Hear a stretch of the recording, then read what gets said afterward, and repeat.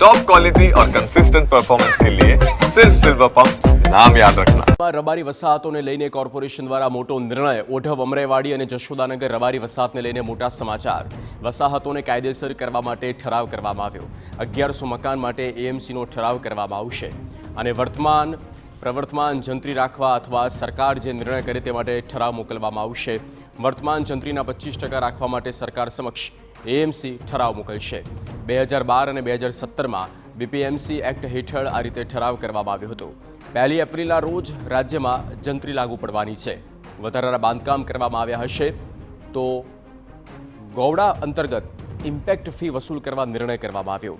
રબારી વસાહતોમાં મકાન તોડ્યા બાદ અમદાવાદ મહાનગરપાલિકા દ્વારા મહત્વનો નિર્ણય લેવામાં આવ્યો છે।